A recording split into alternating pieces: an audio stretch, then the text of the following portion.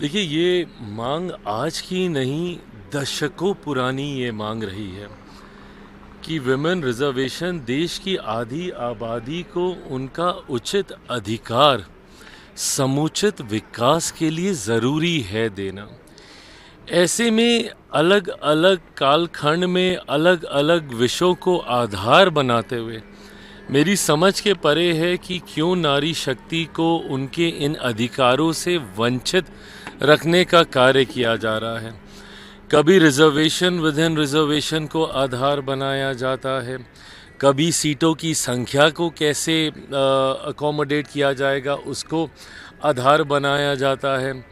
आज ये आधार बनाया जा रहा है कि जो इस बिल का आधार है कि डिलिमिटेशन के आधार पर ही ये संख्या बढ़ेगी, जिसका सबने सर्वसहमति से जो स्पेशल सत्र नई संसद जब बनी थी और उसका पहला सत्र जब बुलाया गया था उसमें सबने इसको पारित करने का काम किया। अब जब उसको लागू करने की बात आ रही है, पहले यही विपक्ष है, क्यों नहीं जल्दी करते, क्यों नहीं जल्दी करते, क्यों आप इसको 34 तक खींचना चाह रहे हैं, क्यों नहीं 29 में करते। तो अरे प्रभु, अगर 29 में करना है तो उसके लिए आधार ये है कि आप इसको फिर 2011 के सेंसस के आधार पर आप इसको डिलिमिटेशन हम लोग करें और उसके आधार पर इनकी संख्या को बढ़ाया जाए। ये बेसिक अमेंडमेंट्स हैं जो करने की ज़रूरत है, जिससे हम लोग बड़े लक्ष्य को हम लोग प्राप्त कर रहे हैं।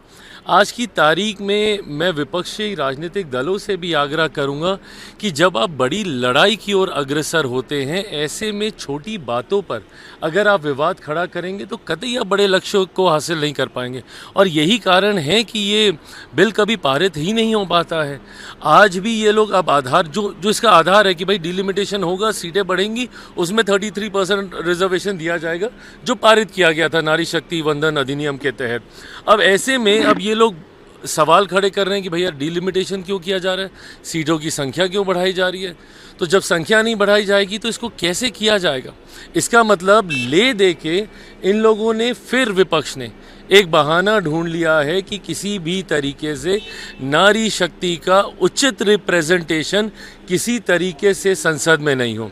मैं मानता हूं हम लोग को इन सारी बातों में, इन सारे विवादों में नहीं पड़ना चाहिए। बड़ा लक्ष्य है, नारी शक्ति के रिप्रेजेंटेशन की बात है, और मैं उन दलों में से हूं जो बिना इनको कहे हुए उनको रिप्रेजेंटेशन देने की सोच रखता हूं। मेरे 5 सांसद हैं, 5 में से 2 मेरी महिला सांसद हैं, और मैं चाहता हूं कि 1/3 आबादी के तहत महिलाएं सदन में आएं, अपनी बातों को मजबूती से सदन के पटल के माध्यम से रखने का काम करें, और विपक्ष कतई इस पे राजनीति ना करे।